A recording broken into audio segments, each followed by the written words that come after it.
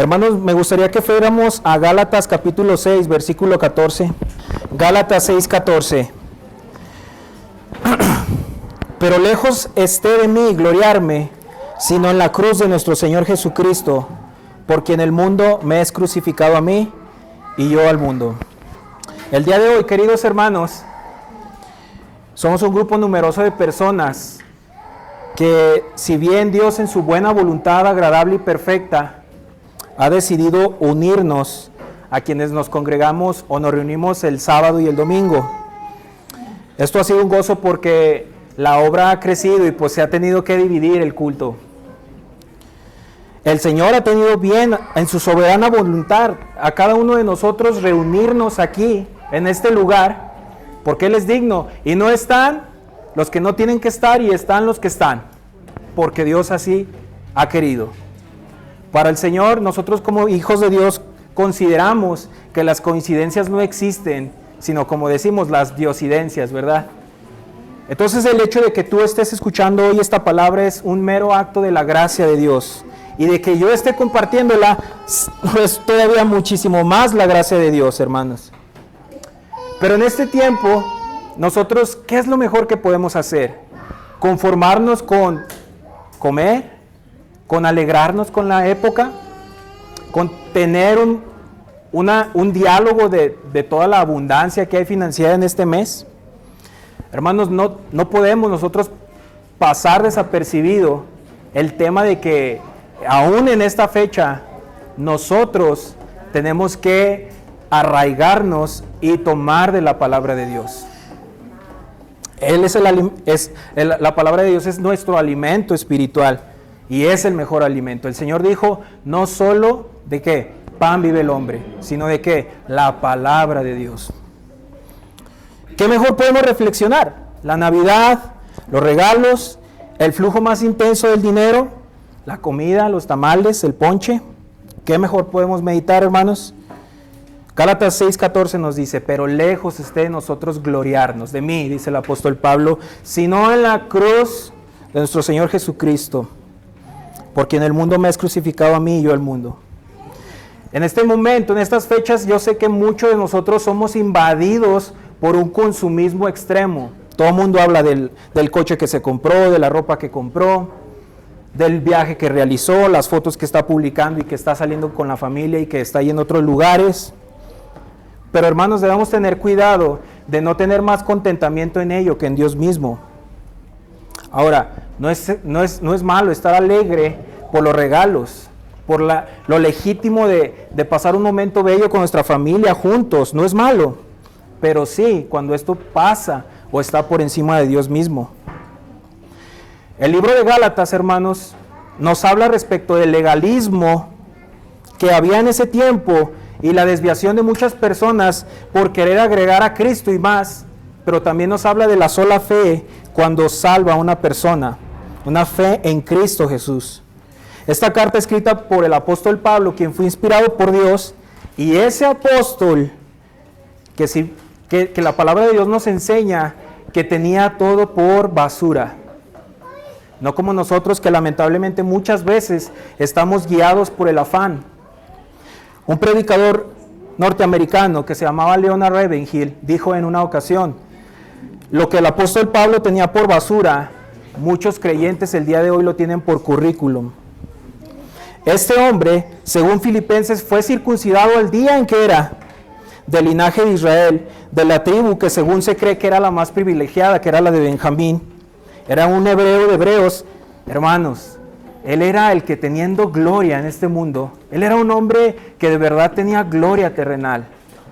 No era, como decimos coloquialmente, cualquier hijo de vecina.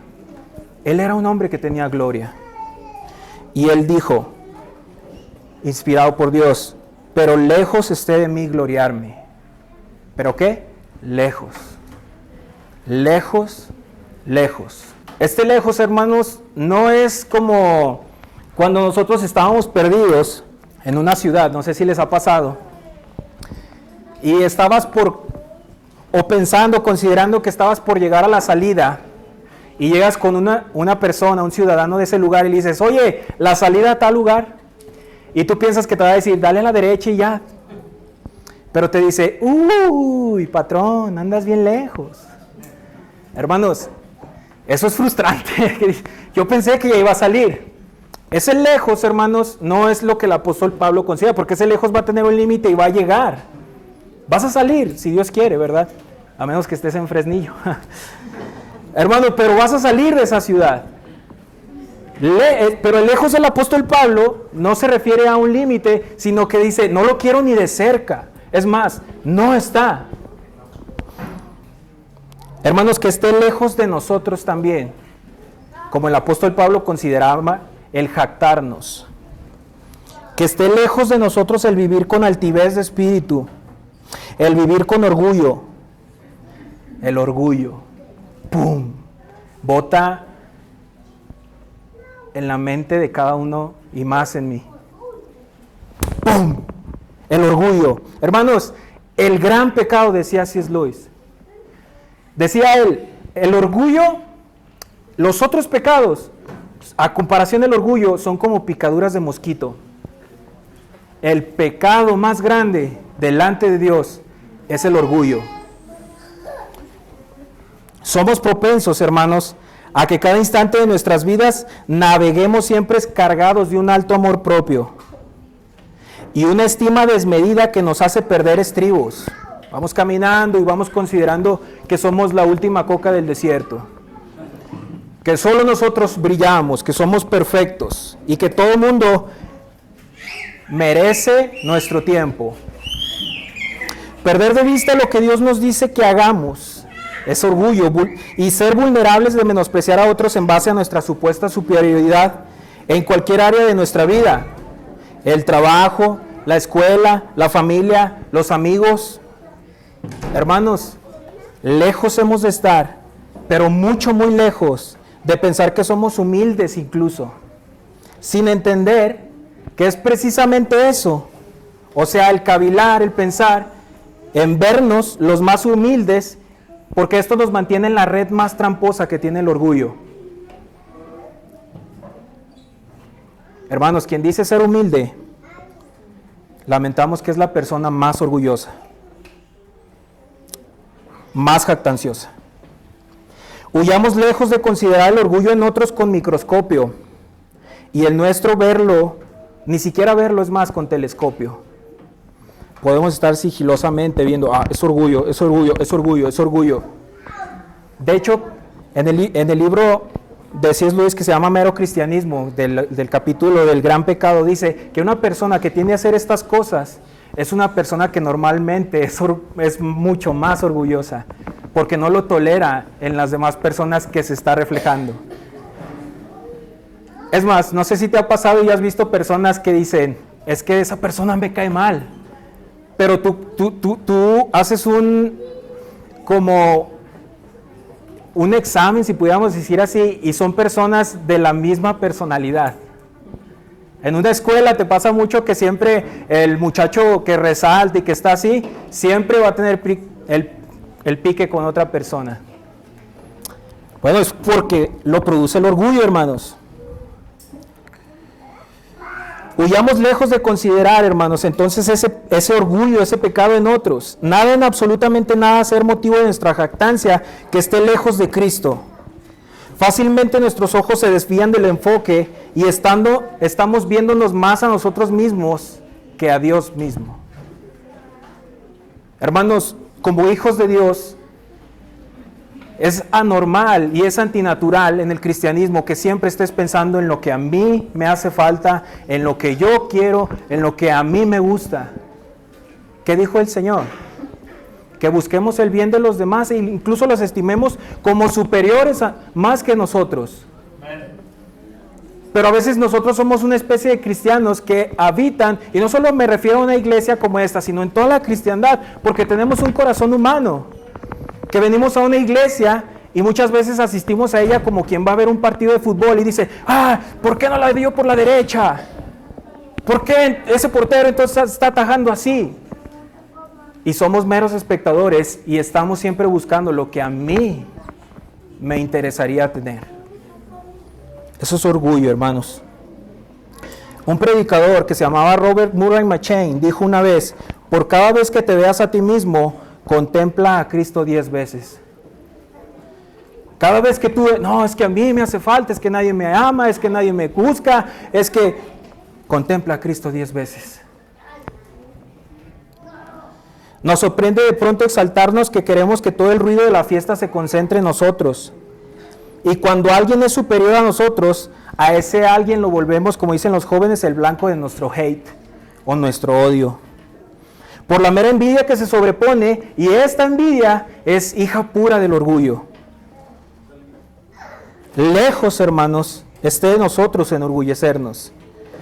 ¿De dónde provienen las contiendas, divisiones, peleas y murmuraciones, hermanos? ¿De un corazón afable? ¿De dónde vienen todos los pleitos? ¿De un corazón que estima a todos como superiores a sí mismo? ¿De la empatía? ¿Del amor desprendido?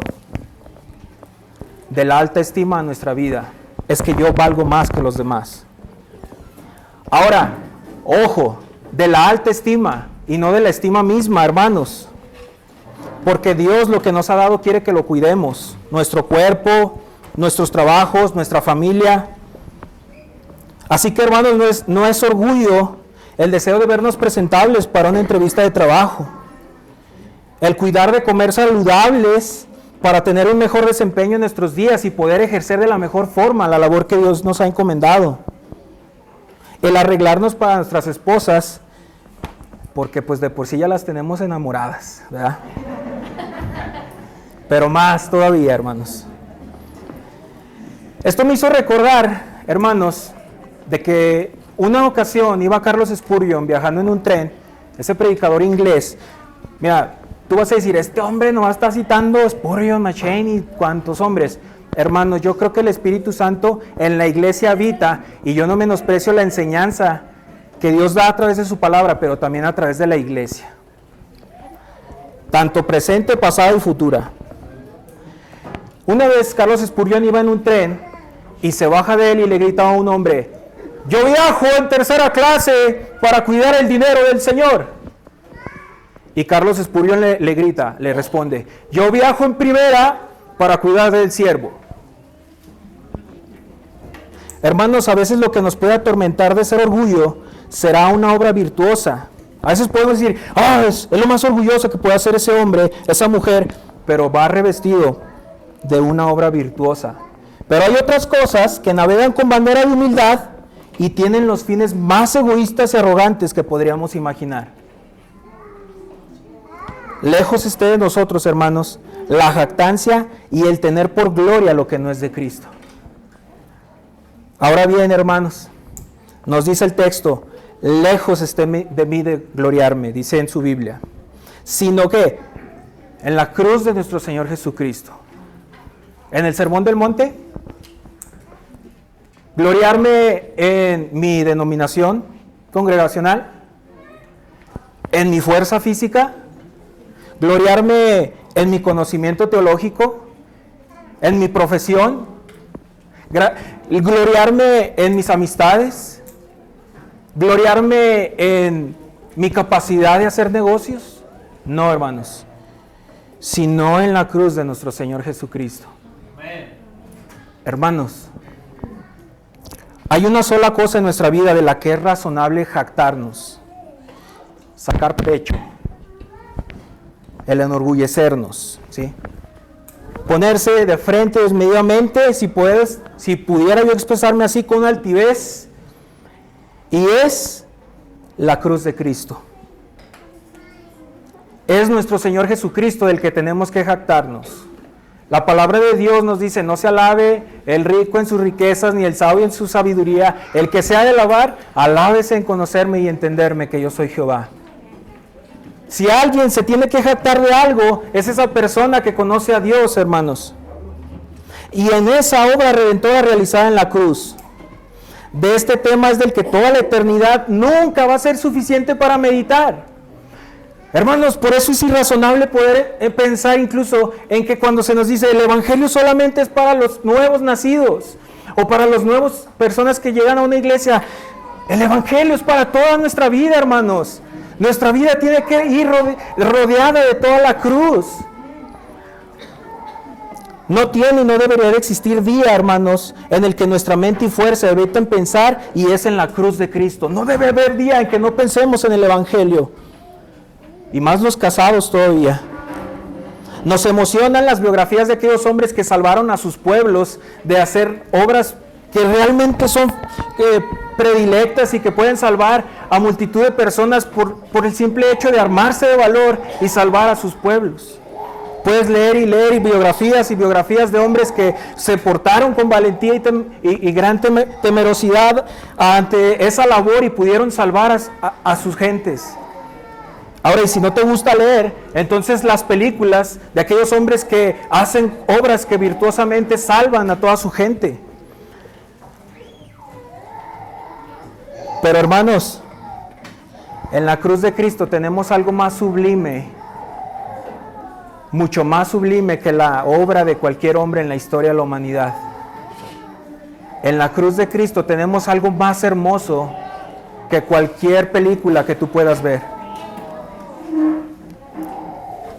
El Dios encarnado, caminando entre hombres malvados, hombres impíos, llenos de toda clase de imperfecciones y pecados, llevando un mensaje poderoso, hablado de labios perfectos, sin ninguna corrupción, de una mirada penetrante de quien no les oculta absolutamente nada.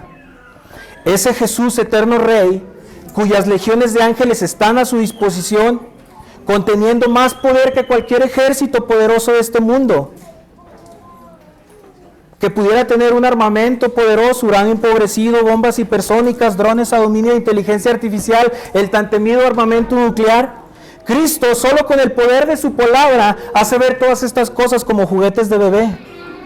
Ese Dios hombre que con ternura dejaba que los niños ingenuos y simplones se acercaran a Él, que con honra volvía a revestir a la mujer que de adúltera a sus cargos se sobreponían encima de ella, que hacía que la piel desgarrada y llena de llagas asquerosos del leproso volviera a ser como la piel nueva y sin defecto de un recién nacido, que sin ser pescador de oficio le enseñó a Pedro que el mar le pertenecía al grado donde también le calmaba con su reprensión, dejando claro quién mandaba. ¿Habrá alguien que contemple realmente Cristo y no esté abrumado, hermanos? ¿Habrá alguien que realmente haya contemplado la obra redentora de Cristo y su vida no haya cambiado? ¿Habrá alguien que esté delante de Jesucristo y su vida esté jactándose y llena de orgullo? Esto no es así. Esto no sucede. Lo único que podemos decir delante del Señor, ante su presencia, es: apártate de mí, que soy un hombre pecador. No hay lugar para la jactancia. Él es infinitamente puro y nosotros somos la mancha sucia en medio de su perfección.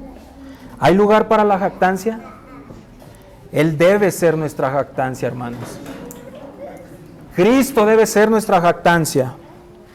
El Dios eterno, en donde la justicia y la misericordia se besaron, que murió en una cruz, y la ira de Dios Padre fue aplastante para Él, clamando el abandono de su presencia.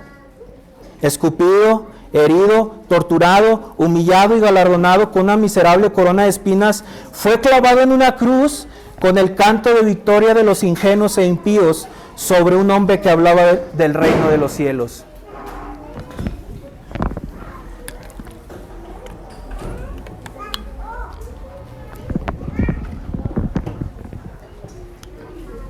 Pero Cristo resucitó, hermanos. Él resucitó, hermanos. Y si no ha resucitado, entonces vana es nuestra fe. Hermanos, el hecho de que el Señor se haya levantado de entre los muertos, que haya vencido la muerte, ese debe ser el máximo gozo para nuestros corazones. Esa debe ser la mayor gloria de un creyente, no sus posesiones, no su intelecto, no el poder que tenga en su fuerza, sino que Cristo se levantó de entre los muertos. Eso es lo que hoy se necesita escuchar en cualquier lugar de nuestro país, hermanos. Toda la gente preocupándose sobre qué partido, sobre qué gobernante va a llegar para arreglar el cambio en nuestro país. ¿Eso podrá suceder sin el Señor? Nunca, hermanos. Solo el Cristo resucitado puede tomar el corazón de un hombre impío y volverlo con un corazón de carne a un corazón de piedra, a un corazón de carne, hermanos. Hermano, que eso consuma tu vida y la mía, por mucho que tú hagas, si eres un hombre que gobierna en un lugar, si estás en un negocio, si estás predicando, si eres pastor, si eres un líder, la gloria sea de Cristo siempre en tu vida. Eso debe ser, hermanos. Eso consuma la vida de cada uno de nosotros. La cruz de Cristo. No mi piedad, no mi autojusticia, no mi percepción de quién soy yo. La cruz de Cristo, hermanos. Él es nuestra gloria. Y esa fue la del hebreo de hebreos. Esa fue la gloria de muchos hermanos sujetos a aflicciones de la tortura, hermanos. De las mazmorras, de la persecución. Y ha sido el consuelo del triste, del condenado, el débil, el huérfano, la viuda y el quebrantado, hermanos. Hoy puede ser la gloria de cada uno de nosotros en su máxima expresión, hermanos. En Él nos gloriamos. Ahora por esta gloria el mundo nos es crucificado y nosotros al mundo. ¿A qué se refería con crucificado? En tiempos del Imperio Romano, la crucifixión era la muestra que daba el imperio para todos aquellos transgresores, donde quien era crucificado se le decía a todo el pueblo, por medio de ese acto, que al imperio se le respetaba y que se le temía. El apóstol Pablo es como si dijera, el mundo para mí ya está muerto, ya no existe, dejó de ser. Y yo también ya no vivo para este mundo, ya no cuento, ya pasé. Hay una historia de un hombre que se llamaba Agustín de Hipona, y este hombre tenía problemas serios con tener muchas mujeres. Cuando el Señor le toma, literalmente lo transforma radicalmente, y dice que un día él iba caminando y le salió una mujer de sus novias que tenía, y le dice, hey, psst, Agustín, soy yo. Y Agustín voltea y le dice, sí, pero yo ya no soy, y se va. Hermanos, literalmente es lo que nosotros estamos llamados a hacer con este mundo. Este mundo para nosotros ya no vive y nosotros para este mundo estamos muertos, hermanos. ¿Empleará bien su tiempo un creyente buscando la honra del mundo? ¿Que le aplaudan tal artista mundano? Es una inversión necia, hermanos. Estamos muertos para este mundo. Ahora, existe un problema al momento de interpretar la palabra mundo. Pero básicamente, al referirse al mundo en este texto, significa ese sistema de principios que rigen la vida de quienes no temen y no aman al Señor. O sea, el sistema del mundo es no temer y no amar al Señor. Un sistema que deliberadamente se sacia de los deseos de los ojos, de la carne y la vanagloria de la vida. Tener al mundo por muerto y tenernos por muertos al mundo, hermanos, entonces no es significado, y debemos recordarlo cada momento, de vivir en burbujas cristianas. ¿Sí? Literalmente vivir en una burbuja cristiana.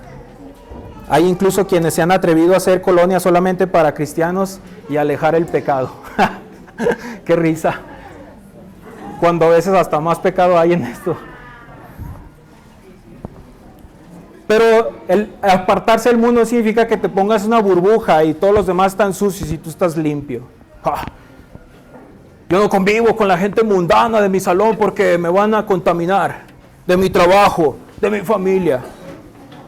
Cristo no te pide que Él dijo, incluso oró en la oración sacerdotal, Él dijo, yo no te pido que los quites del mundo, sino que los guardes. Este tiempo, hermanos, en donde por cultura y tradición nuestras familias inconversas se reúnen y estemos ahí, recordemos que nosotros no somos perfectos. Y que de hecho nuestro comenzar en Cristo no fue como el del apóstol Pablo. Así pues nuestra vida se revista de compasión al estar con nuestra familia inconversa y misericordia.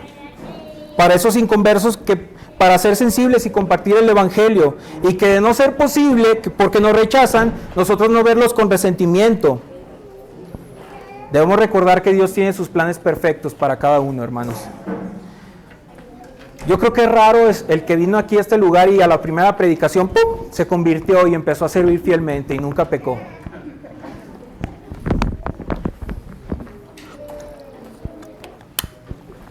¿El mundo está crucificado para ti? ¿O todavía deseas y deleitas tu alma en los torrentes malditos del pecado? Tenemos que diferenciar claramente entre vivir y practicar el pecado a pecar, porque puede venir condenación a nosotros y decir, oh, soy llamado a la perfección. O también vivir con arrogancia y estar justificando siempre estos mismos. En este texto que leemos, que solamente ha sido uno, el de Gálatas 6:14, decía el doctor Martin Lloyd Jones que es la prueba para el cristiano, la prueba de fuego. Y decía que porque quien no es bendito por la obra de la cruz, esta misma obra le es de estorbo. El Señor dijo que el que no es conmigo, contra mí es. O sea, en el Señor no podemos estar en un lugar a la mitad, hermanos. ¿Cómo no? Y luego, mucho tiempo así hemos vivido, dicen algunos. No se puede estar a la mitad. Tarde que temprano, vamos a saber de qué lado más la iguana. Sea quien seas, creyente, no creyente, líder, padre, madre, hijo, hija, alto, chaparro, rico, pobre, feo, guapo, lejos esté de ti gloriarte, sino en la cruz de Cristo, porque en el mundo nos es crucificado y nosotros al mundo, hermanos. Toda la gloria a Dios por siempre y para siempre. Vamos a orar, hermanos.